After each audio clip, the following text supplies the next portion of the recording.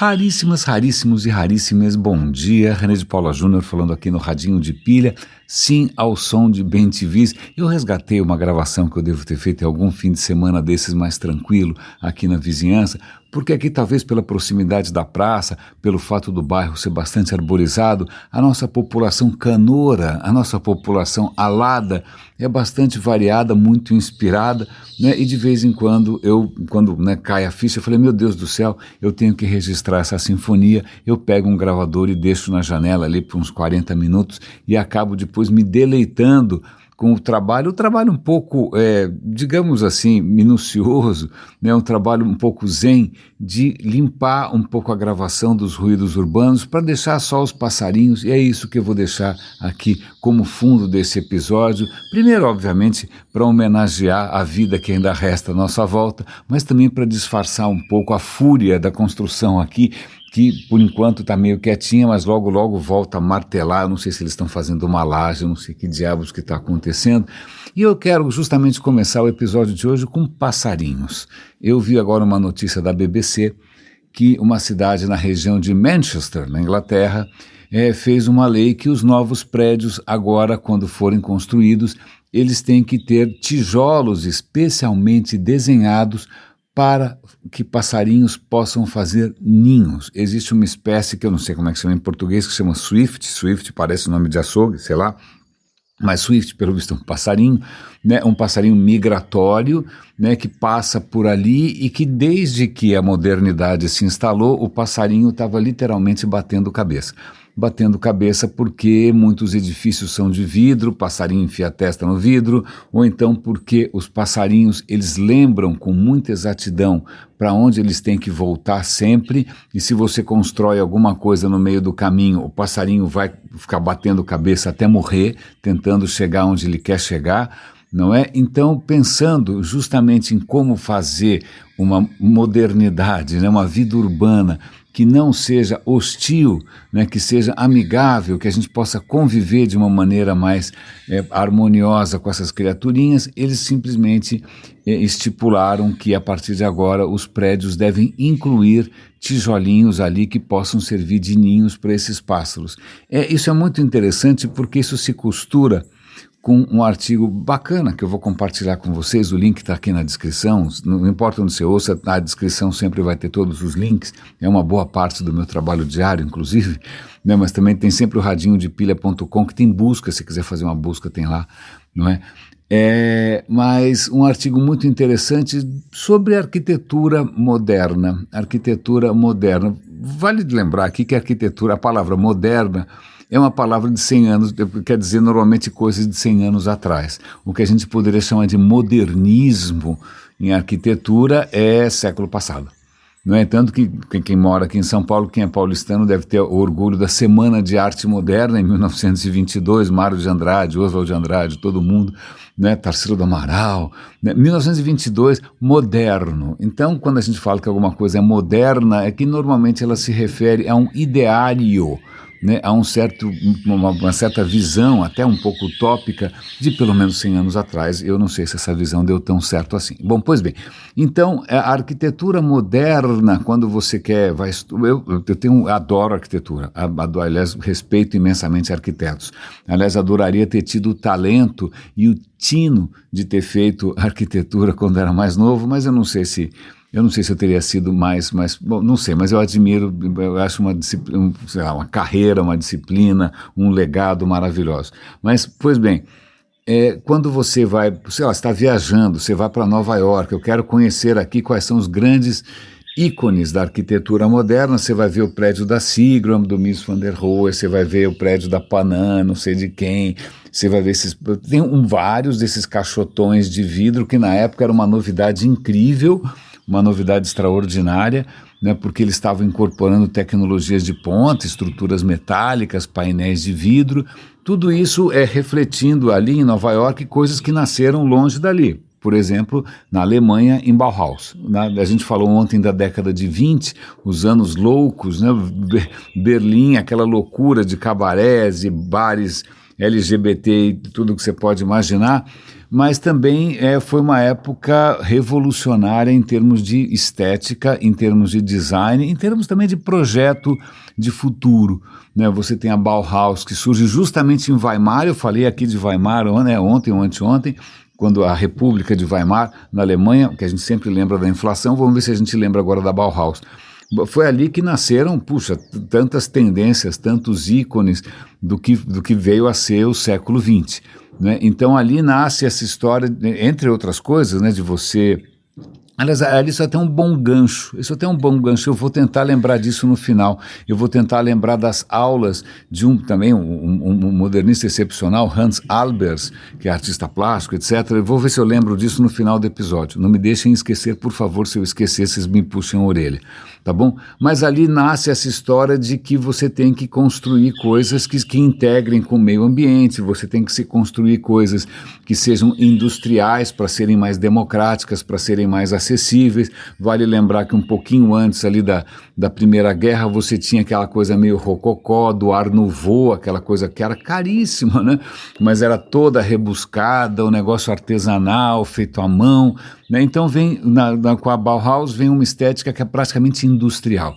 Como é que você faz coisas industrialmente, usando materiais que são materiais novos, inclusive, né? O aço, o vidro. Como é que você faz uma nova arquitetura, obviamente com uma visão social também, uma arquitetura que seja inclusiva, uma arquitetura que seja democrática, uma arquitetura que seja, né, para uma nova sociedade, de mais transparência. Eu não preciso dizer que esses ideais todos subiram, né, no telhado, porque aquilo que era para ser uma coisa democrática, se você for comprar hoje, custa $10 mil uma cadeira do Breuer, custa não sei quanto, uma coisa, né, um prédio.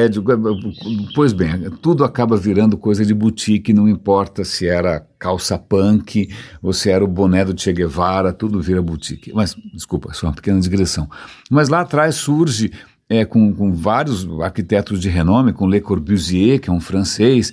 Não, temos a casa tem que ser uma máquina de morar, né, uma visão bastante racionalista, bastante pragmática, não pragmática não, mas na verdade bastante idealista, né, de como tem que ser a arquitetura, uma arquitetura muito geométrica, muito limpa, é o fim do ornamento, esquece o ornamento, é uma coisa pequeno burguesa, né, e esses materiais meio industriais, linhas retas, geométricas e tal.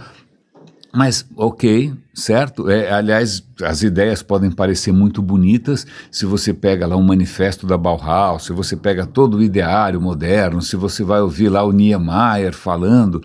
Vale lembrar que o Niemeyer era comunista, e até o próprio uso do concreto daquela maneira que a gente chama de brutalismo é também uma questão ideológica, né? A arquitetura brasileira foi muito influenciada pela questão ideológica, esse uso do concreto, né? Quando você pega apartamentos, é muito engraçado isso, né? Quando você pega alguns apartamentos aqui da década de 50, 60, eu sei porque a gente andou procurando para mudar de casa, você às vezes vê aqueles prédios de concreto aparente. Aliás, por isso que brutalismo chama brutalismo, não é porque tem alguma brutalidade. Não, no fim acaba sendo uma brutalidade, mas chama brutalismo porque o concreto aparente, nesse concreto sem nenhum tipo de finalização, sem nenhum tipo de disfarce, sem pintura, sem nada, em francês é chamado de concreto bruto, bruto porque ele está praticamente no estado natural, né? Então esses edifícios que foram feitos, é só ver construção em tudo quanto é canto, o Brasil tem um monte de construções brutalistas, né, que foram feitas com concreto aparente. Não é que eles eram brutais, que alguém levava pancada, não. Realmente alguns deles doem de ver, mas era a coisa do concreto aparente e tinha um certo aspecto político, social, ideológico, utópico, que afinal o concreto é infinitamente maleável, ele é o fim do ornamento, não é? Você normalmente quando você cria um edifício brutalista, e mesmo um apartamento feito por um arquiteto dessa linha, você vai ver que ele tem áreas muito amplas, mas normalmente as áreas sociais são muito generosas, mas os quartos são uma porcaria. A gente deixou de comprar um apartamento maravilhoso, né, num edifício brutalista, porque os quartos pareciam uma solitária de presídio, não tinham nem janela. Por que isso? O cara é um incompetente? Não, porque na cabeça dele, né, essa questão do indivíduo ou da sua vida individual é uma questão pequeno-burguesa, né, onde já se viu, você tem que desestimular as pessoas, né, você não pode ficar trancado no quarto, no game, no tablet, não, vendo porno, não, isso não está certo, né, isso é uma ilusão da burguesia capitalista, você tem que viver, né, de uma maneira social e aberta e coletiva, né, por isso que as áreas comuns são sempre mais valorizadas, por isso que essas praças, né, de concreto horrorosas também são valorizadas, praças para manifestações populares, né, não necessariamente para você ser feliz. Não, desculpa, uma digressão gigantesca, mas depois é um tema que muito me fascina, é um tema que muito me interessa. Se eu der uma volta aqui no quarteirão, eu vou ver exemplos de um pouco de tudo aqui nesse bairro que a gente está morando em São Paulo, né? Essa arquitetura dos anos 50, 60, ela foi fortemente marcada por questões ideológicas.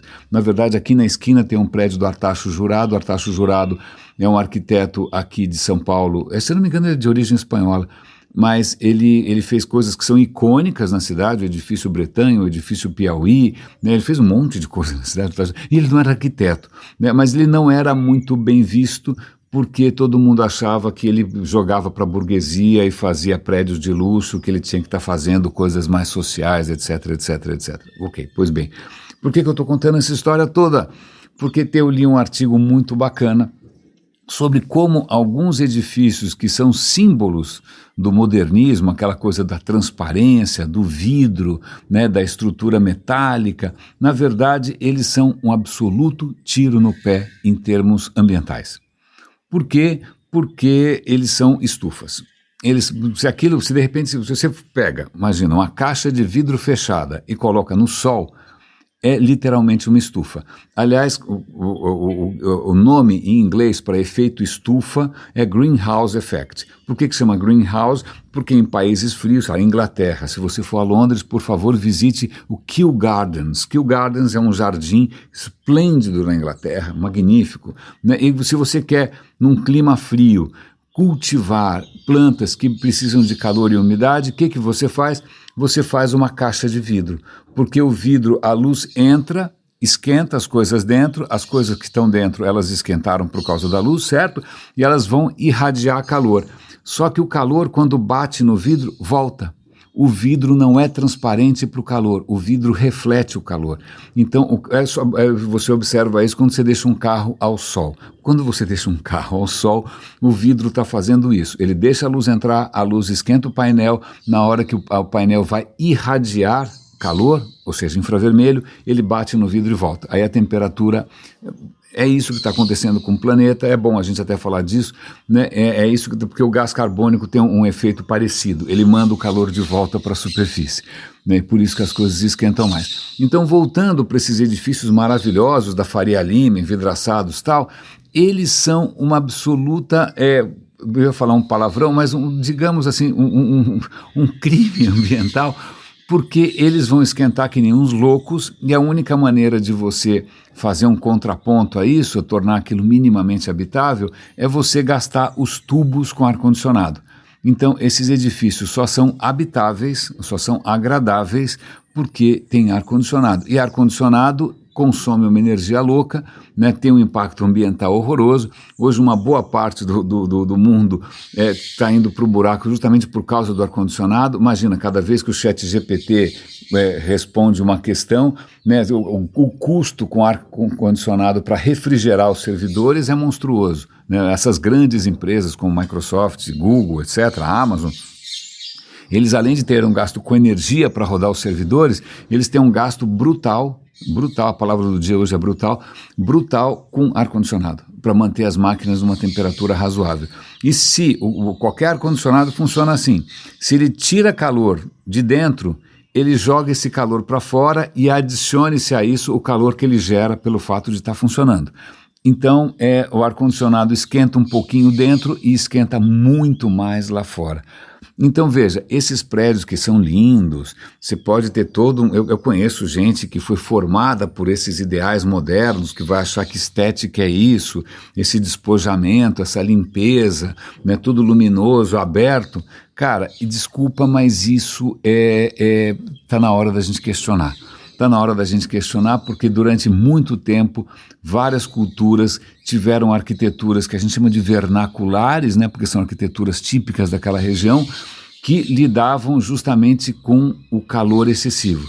Então, se você acha lindo que na Grécia, em Santorini, em Mykonos, né, as casas sejam pintadas de branco, é justamente para não esquentar lá dentro, né? Eles não têm tanta janela de vidro justamente para não esquentar lá dentro.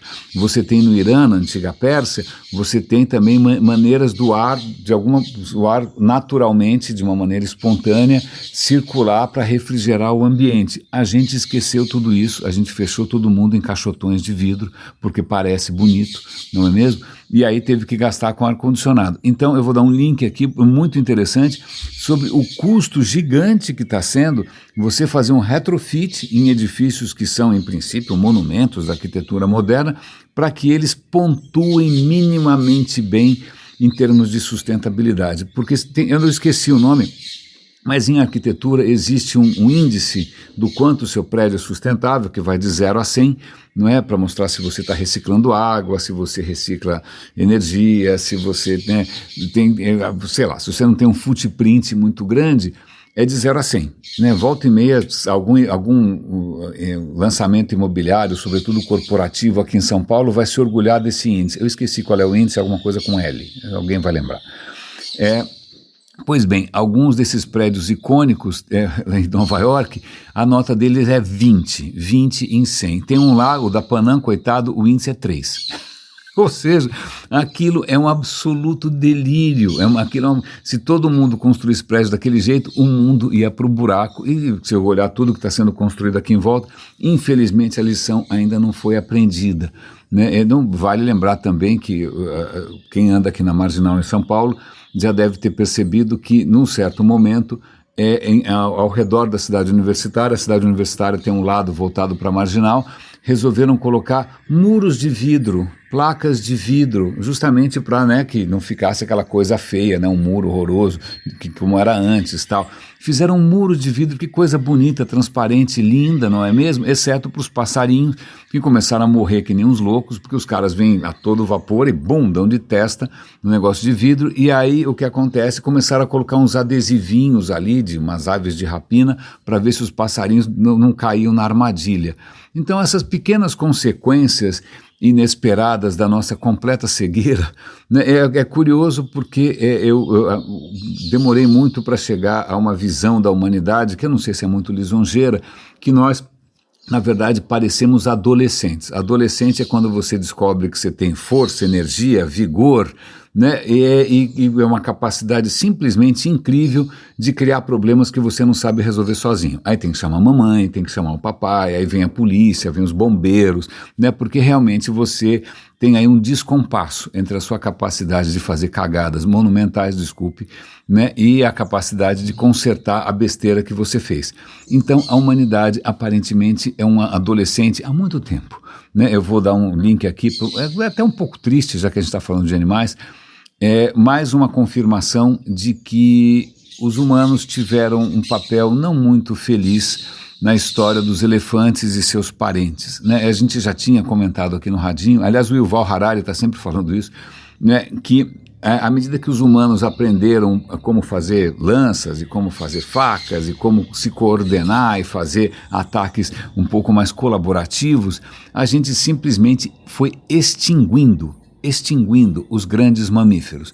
Então tinha grandes mamíferos, preguiça gigante, bisão, vai falando aí, mamute, né, que estavam ali felizes e contentes, não tinha ninguém para encher o saco. Qual era o predador que ia atacar um mamute? Ninguém, era louco. Pois bem, aí vem a gente, um bando de macaco pelado, não é? E consegue simplesmente dizimar. Então, onde a gente passou, seja na Austrália, seja nas Américas, onde a gente passou, a gente dizimou essas criaturas porque elas eram muito fáceis de matar. E aqui está justamente um artigo, vou dar o link para vocês, confirmando, né, nós efetivamente levamos à extinção várias espécies próximas dos elefantes, né, justamente, digamos que não é uma coincidência significativa, parece ter uma relação causal, né, onde a humanidade se expandiu, esses caras simplesmente foram para o buraco. E agora, já que a gente está falando de criaturas, puxa, o elefante é uma criatura magnífica, né, os passarinhos, que coisa linda, mas eu vou falar de uma criatura que não é exatamente fofa. Eu não conheço ninguém que tenha um mascote desses ou que tenha isso tatuado no braço, né? Mas são os urubus. Urubus já apareceram aqui no Radinho, né?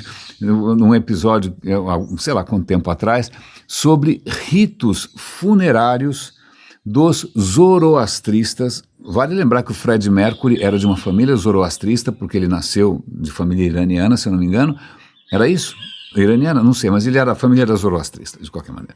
E os zoroastristas, por tradição, eles acham que o corpo morto, um cadáver, ele é impuro. Se você botar a mão no cadáver, você vai se tornar impuro. Se você botar no chão ou na terra, a terra vai ficar impura. Então o que você faz com essa história toda? Deixa o urubu comer. Então eles sempre tiveram o azar do urubu, né? O urubu vai embora, tanto faz.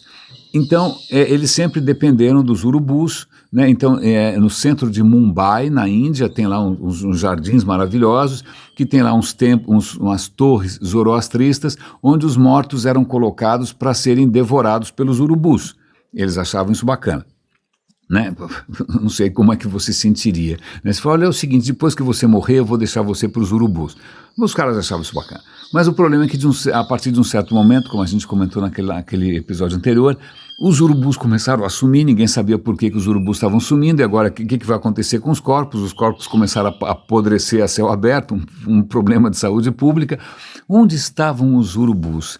E aí eu vou dar o link para esse artigo novo, é um link muito interessante, que confirma aquela história que a gente havia comentado, que os urubus sumiram por nossa causa. Não porque eles cansaram de... Não. Podia, eu também, né, sei lá, se tivesse uma escolha, mas não, é porque acontece que na Índia a vaca é sagrada, as vacas são tratadas a pão de ló, não é mesmo? Então as vacas são muito bem medicadas e quando as vacas ficam doentes, eles descobriram que tinha um novo medicamento ali, um tipo de Tilenol, já esqueci, whatever. O nome do medicamento, eu vou dar o link aqui para vocês verem, eu já esqueci. Era ótimo para as vacas. Aí um dia as vacas morriam, na Índia as vacas são sagradas, então se elas morrem, elas ficam onde estão, né? Esperando pelos urubus. Aí os urubus limpam as vacas, certo? Mas aquele remédio contaminava a carne das vacas. Quando os urubus comiam as vacas, os urubus tinham uma crise renal e morriam. Então veja, a população de urubus, por conta desse medicamento, caiu quase zero. Caiu mais do que 10 vezes. Simplesmente os urubus desapareceram. Né? E aí isso provocou um problema não só para os zoroastristas e seus ritos fúnebres, mas também, é o que esse artigo está dizendo, a perda dos urubus na Índia por conta de um remédio dado para as vacas provoca 100 mil mortes desnecessárias por ano. Mortes não de urubus, de pessoas. Por que a ausência de urubus provocou em 5 anos 500 mil mortes, né? 500 mil de mortes? Por quê? Por várias razões. De novo, aquelas consequências imprevistas, né? A gente cria problemas que a gente nem imagina. A questão é que um dos papéis do urubu, além de fazer o papel do coveiro, dos zoroastristas, era simplesmente limpar carcaças que, se você deixar uma carcaça apodrecendo, aquilo é um festival de bactérias, certo? Aí o que acaba acontecendo, como não tem mais urubus comendo as carcaças que ficam por aí, né, o que acontece é que, festival de bactérias, essas bactérias vão contaminar o solo e as pessoas vão ficar doentes. Para piorar a situação, como essas vacas estão apodrecendo a céu aberto, a população de cachorros vira-lata, cachorros vadios, cachorros soltos por aí, aumentou exponencialmente. Esses cachorros comem a carne contaminada, ficam doentes e aí o que acontece? Você está tendo mortes por raiva. Raiva é uma doença que não tem cura, certo? Tem que ser vacinado e tal. Então, na Índia, que já não tem uma infraestrutura espetacular, veja, o fato deles terem dado um remedinho para a vaca, porque afinal a vaca é sagrada, claro, por que não? Né? Só a vaca, né? O urubu, pelo visto, não é sagrado. Eu queria ter uma religião, ou qualquer coisa, uma crença, em que todo mundo fosse sagrado, não só o raio da vaca. Mas tá bom. Aí o que acontece? Os urubus morreram, as bactérias fazem uma festa louca, as bactérias contaminam outras criaturas que vão contaminar os leitos dos rios, a água, as pessoas, e morrem 100 mil pessoas por ano por conta de um remedinho que foi dado para as vacas, e é isso que acontece e que falta fazem os urubus, né? Eles até mostram no artigo fotos antigas da Índia que tinham urubu para tudo quanto é lado. De repente os caras deve ter gente que achou um progresso, né? O urubu é feio, né? A gente tem que preservar formas de vida fofas, por exemplo os pandas. Se os pandas desaparecessem subitamente da face da terra, eu acho que não ia fazer a menor diferença, porque os pandas têm um impacto ambiental simplesmente desprezível, a não ser para o bambu, que acho que é sobrar mais bambu, mas tirando sobrar bambu, todo mundo se preocupa com o raio do panda, mas existem outras espécies que são muito mais impactantes no ciclo da vida por aí do que o bendito panda. Desculpa, o panda, eu sei que o panda é fofo, vamos preservar o panda, mas acontece que tem bichos que não são tão bonitinhos assim, né? Que nem todo bicho precisa parecer um cachorrinho de pelúcia, precisa parecer um brinquedo de feltro, né? Não, a vida é cheia dessas cadeias que a gente não consegue entender, né? Aliás, eu fico até pensando aqui o quanto essa estética modernista, que é uma estética de extrema simplicidade geométrica, ela na verdade é um testemunho não de um ideal de beleza, mas da nossa incapacidade. A gente não tem memória RAM para processar a beleza da natureza. A gente tem que simplificar ao máximo, porque senão dá dor de cabeça. Então você quer estar em alguma coisa que não consuma a sua placa gráfica, né? É mais ou menos como se o mundo pudesse ser Minecraft, aquele jogo cheio de bloquinhos, né? Ótimo, porque assim roda em 60 quadros por segundo. Desculpa, eu estou falando linguagem de gamer aqui, mas é que na verdade é isso, a gente tem limitações cognitivas, a gente não lida bem com a impermanência da natureza, a gente não lida bem com os fluxos, não lida bem com as mudanças, isso tudo consome muita energia do nosso cérebro pequenininho, entendeu? Então, para a gente ficar feliz e para o cérebro ficar trabalhando em safe mode, as coisas têm que ser sempre iguais, sempre limpinhas, sempre geométricas, porque assim você fica ali em safe mode, quietinho, consumindo pouca energia, qualquer outra coisa disso é uma distração. Então veja como, na verdade, o que a gente pode achar que é uma estética evoluída, na verdade é um testemunho das nossas limitações, né? O nosso toque crônico, a nossa intolerância com aquilo que muda, na verdade não é a culpa do mundo, a culpa é da nossa completa falta de capacidade para lidar com aquilo que é complexo, fecundo e belo. Ponto. E aí, pegando uma carona nisso, eu estava ouvindo ontem um episódio do Sean, como é que chama? Ai meu Deus do céu, deu branco agora. Sean Carroll, que é um físico que tem um podcast extraordinário. Ele estava falando com um matemático e foi um episódio que eu não entendi praticamente nada, mas eu fiquei feliz, não porque eu seja um masoquista, talvez eu seja, mas porque nem o Sean Carroll estava entendendo direito, porque eu não sei, eu acho que para quem é de humanas ou de outras áreas, quem gosta de matemática gosta de física e exatas é tudo a mesma coisa. Não é.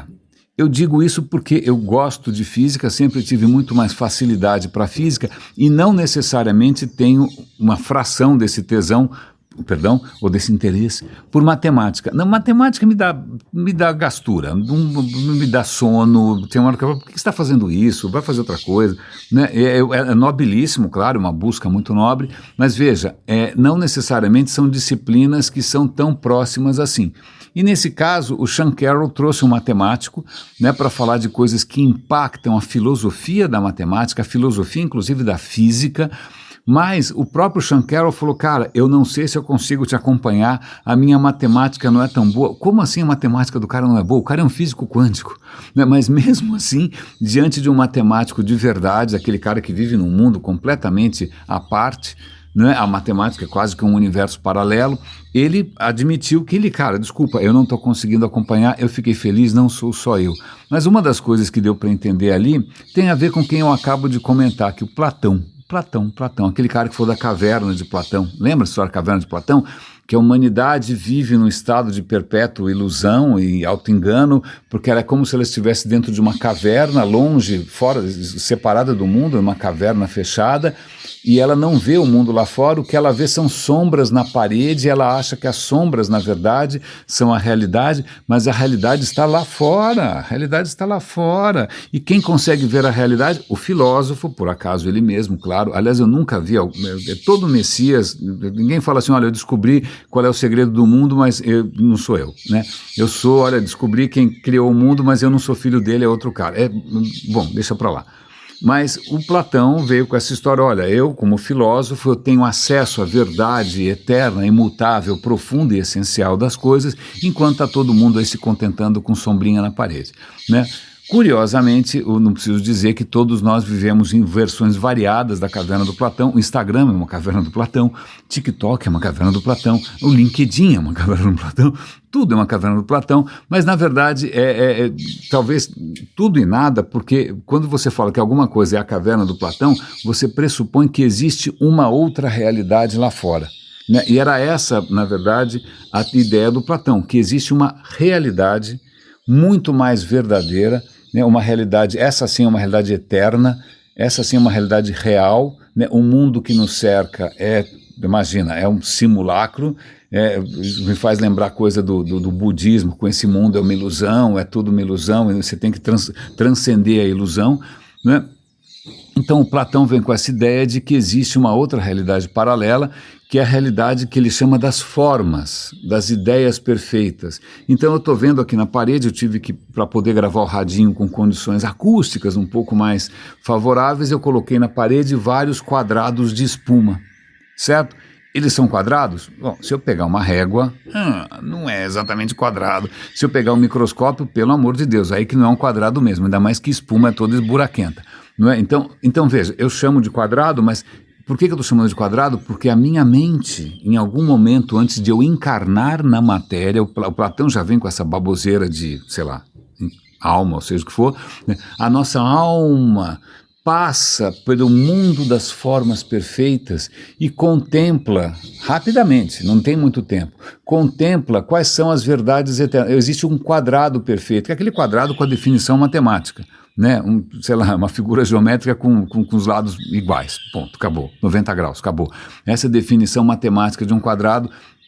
E esse é o quadrado ideal que existe numa outra esfera, né? Mas infelizmente você encarna e vai para um mundo onde tudo azeda, tudo mofa, tudo estraga, tudo brocha, né? O cabelo cai.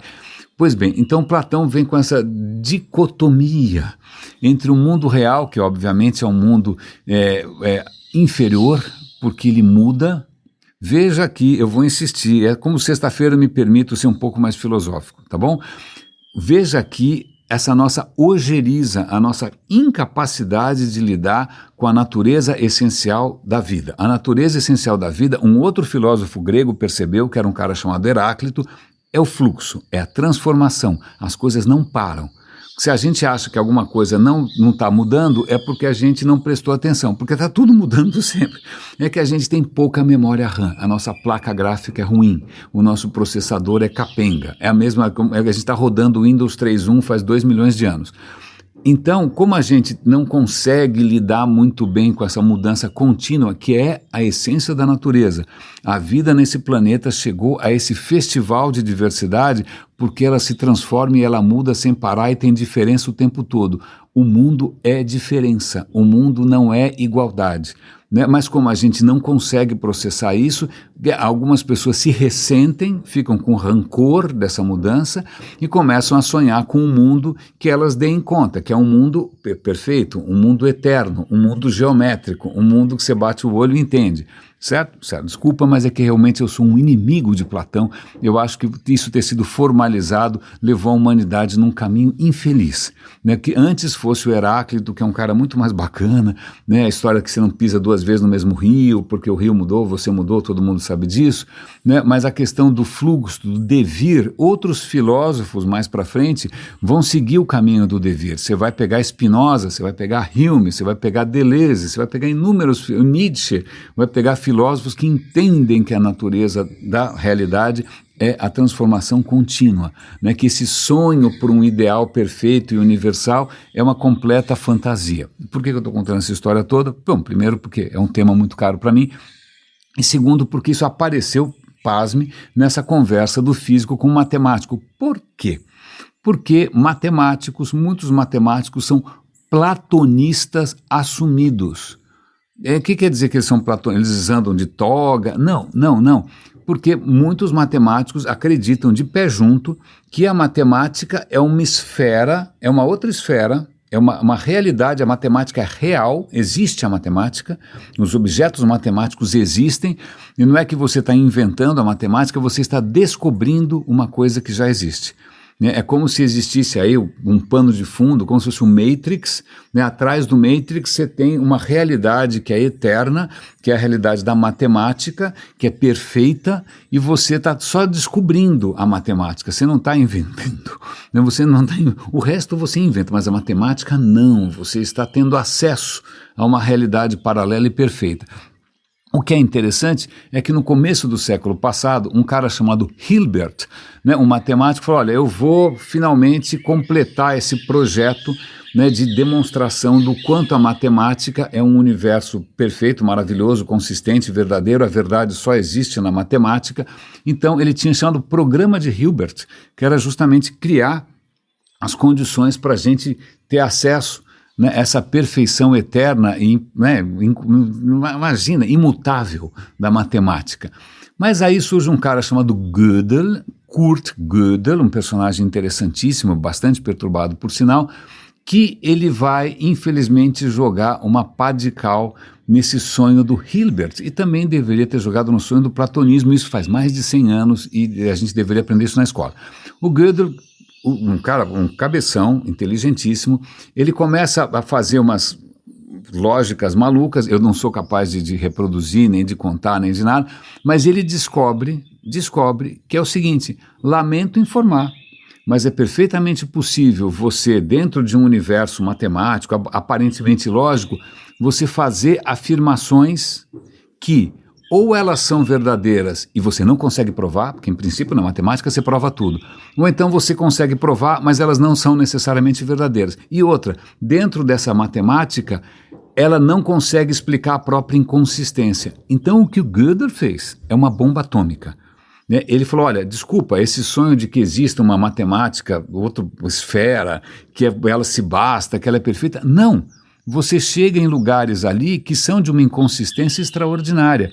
Então, lamento informar, o Hilbert, teu projeto, e olha que o Gödel era um platonista, ele também acreditava nessa história, mas ele mostrou que isso tem limites, né, que a ideia de que exista algum universo perfeitamente consistente e verdadeiro, né, que a matemática é verdadeira, o resto não é, e não é bem assim, é mais ou menos, e eu vou fazer aqui uma analogia que provavelmente é pobre e é certamente inadequada, é como se eu falar, vamos pensar em uma afirmação, não numa afirmação de lógica matemática, porque isso me escapa, mas numa afirmação em bom português.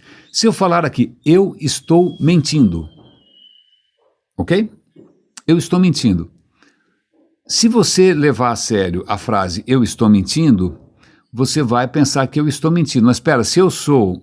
Ou então você fala assim, eu sou um mentiroso. Se eu falo que eu sou um mentiroso, fala, legal, ele é um mentiroso. Mas espera aí, se ele falou que ele é um mentiroso, isso é verdade ou isso é mentira?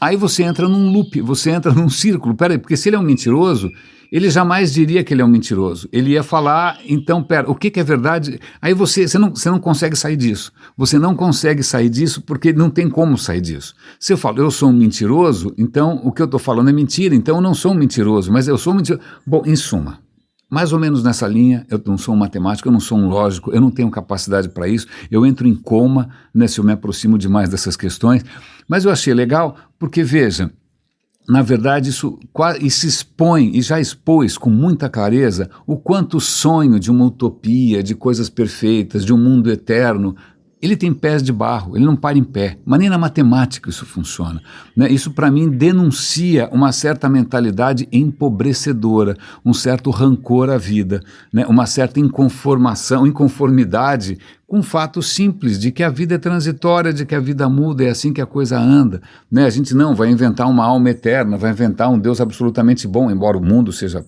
notoriamente um caos, eu não sei o que esse cara está fazendo então o dia inteiro. Então, desculpa, essa é uma absoluta digressão, mas eu gostei de ver que, sei lá, pelo menos o platonismo, ele foi negado nos próprios termos. Um matemático veio mostrar que justamente aquele sonho sensacional de uma realidade superior, sublime, né, muito mais verdadeira do que esse mundo de fake news e falácias e declarações de amor falso e interesses, Eu gostei. E aí a gente vai parar, já que a gente está falando de utopias, eu quero encerrar com uma história completamente inusitada, mas que eu acho que é interessante também. Piratas. Piratas. Tem um artigo extremamente interessante da New Yorker, que começa falando do nosso fascínio por piratas. Você tem os Piratas do Caribe, né, que sei lá quantas versões já teve, quantas pessoas assistiram, né, milhões de dólares, bilhões, sabe quanto custa essa zona toda? Né? Piratas, a gente romantiza os piratas, tem o Dia Mundial dos Piratas, falar como um pirata, você tem vários times de futebol, várias agremiações esportivas, né? Pegam bandeira de pirata e a gente fica romantizando os piratas. Por que a gente romantiza os piratas? Vamos lá, vamos por par. Não, porque os piratas são libertários, eles representam a liberdade do indivíduo frente às instituições, eles levam uma vida livre de paixões, sem nenhum tipo de, sei lá, restrição, sem moral, sem nada. Mais ou menos. Vamos com calma. Com calma. Em primeiro lugar, da onde vem essa história? Tá, assim, piratas, no lato sensu, existem desde que alguém fez um barco. Né? Então, Roma, quando começa a expandir seu império, começa a ter que, né, trazer mercadoria de lá para cá, volta e meia os navios são atacados por bandidos, né? Eram os piratas. Então, Roma, o primeiro problema de Roma eram os bandidos piratas. Como é que eu acabo com esses piratas, senão eu não consigo comerciar mais nada?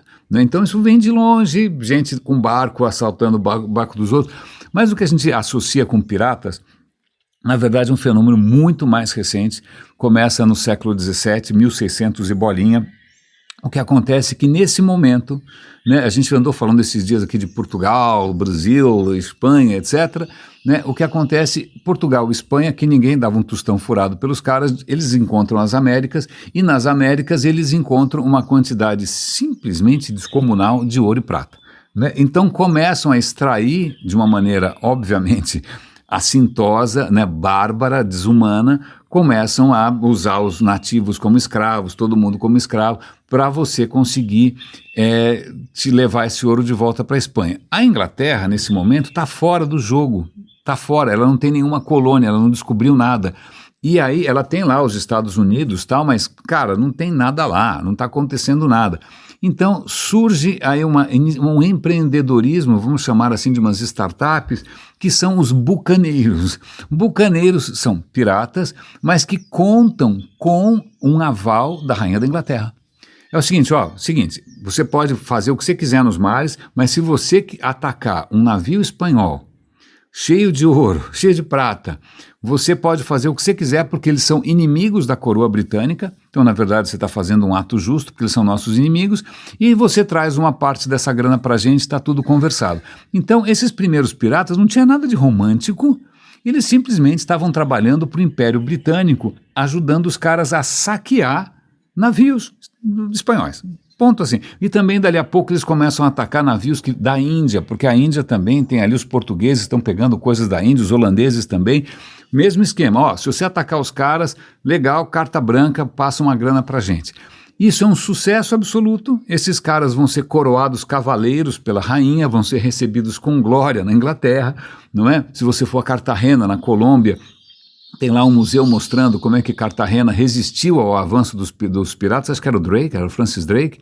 Na verdade, quem acabou vencendo a batalha foram os pernilongos e a malária, os ingleses ficaram doentes. Mas assim, ele não tinha nada de romântico, eles estavam ali atacando os navios espanhóis para justamente beneficiar a coroa britânica, né? E as colônias na América também, na América do Norte.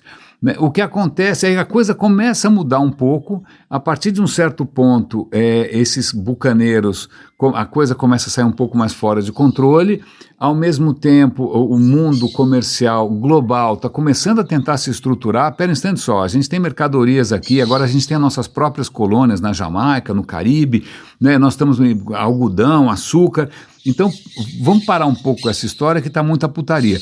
E aí, no final desse período de ouro dos piratas, vem a terceira fase dos piratas, que aí é salve-se quem puder, aí os caras realmente eles estão sendo perseguidos pela própria coroa britânica, eles já estão sendo condenados pelos crimes, né? Já não é mais uma coisa que o Estado aprova, e aí eles vão sair dando tiro para tudo quanto é lado, mas aí eles acabam sendo suprimidos, acabam sendo banidos. Então é um período curto, mas veja, no começo não tem nada de libertário, não tem nada, não, na verdade os caras são bandidos, mas se bem que, vamos lá, o que a Espanha estava fazendo também não era bonito, nada era bonito, né? O que a Espanha estava fazendo era roubo e escravização. Né? É roubo e saque. A Espanha estava saqueando, Portugal estava saqueando, né? E os caras estavam saqueando quem saqueia. Então, não sei se ladrão que rouba ladrão tem 100 anos de perdão, não sei, acho que não, todo mundo continua sendo ladrão, mas não tem romantismo nenhum. Mas o que acontece é que no final dessa fase começam a surgir romantizações dessa história toda. Começam a surgir histórias um pouco fictícias, ou muito fictícias, romantizando um pouco os piratas e dizendo que, na verdade, aquilo era um experimento de democracia, porque eles compartilhavam tudo, a vida nos navios piratas era mais justa do que no navio comercial, porque no navio comercial os caras apanhavam, eram executados, condenados à morte, passavam mal. Né? Não, ali nos piratas era uma coisa muito mais equalitária, eles dividiam as coisas todas, na verdade tem até insinuações de que aquilo também era um paraíso LGBT, blá blá blá blá, porque era um bando de homens junto e eles estavam afastados da moral inglesa, então também a questão da sexualidade homoafetiva também era rompante, e que aí que num certo momento eles teriam feito em Madagascar, né, uma comunidade chamada Libertária, onde era uma comunidade praticamente utópica, onde a propriedade não existia, onde era tudo compartilhado. Mentira, nunca teve libertária em lugar nenhum, tá bom? Em segundo lugar, ok, eu não sei o que os caras faziam dentro do barco, mas cada vez que o barco parava em algum porto, a primeira coisa que todo mundo saía correndo para fazer é gastar o dinheiro espanhol no puteiro. Então os bordéis fizeram uma festa, a Jamaica talvez tenha que agradecer a todos os prostíbulos ali, porque parte desse dinheiro pelo menos ficava na Jamaica, não é? Então não era necessariamente como a gente está imaginando, a libertária jamais existiu. É claro que ali dentro dos navios piratas houve sim experimentos de organização diferentes, sem hierarquia militar, sem hierarquia aristocrática, mas na verdade houve uma romantização do que esses caras estavam fazendo. Então, se você ainda acha pirata romântico, vai lá para a Somália para ver o que está acontecendo. Os piratas, como é que são as Houthis? Agora nem sei o que está acontecendo. Né? Ou então software pirata também, que romantismo, estamos dando uma banana para o sistema. A história é mais complicada do que isso. Né? A história é uma história que não tem exatamente mocinhos e bandidos. Acho que todo mundo ali era meio bandido. A gente que tende a romantizar essa narrativa toda. Ufa, falei pra caramba, falei sem pausas, sem nada. Raríssimas, raríssimos e raríssimos, muito obrigado pela companhia. Essa foi pela companhia, pela amizade, pelas dicas, pelo apoio dos super raríssimos no coffee.com. Né? Eu peço perdão, essa semana foi uma semana que eu estava mentalmente um pouco mais abalado, afetivamente um pouco mais desestruturado, mas devagarinho a gente vai botando aí o pé no chão, né? E de novo, né? Encarando a realidade não com ojeriza, né? Não sonhando com alguma utopia maravilhosa onde tudo perfeito e é eterno e seja lá que for Deus e a alma, não, mas não, reconhecendo que a natureza do mundo é essa, é a transitoriedade, é o devir, é o fluxo, né? Então agradeço muito a companhia, pesquisem sobre Heráclito, eu vou dar link aqui como sempre, um grande abraço e até segunda-feira.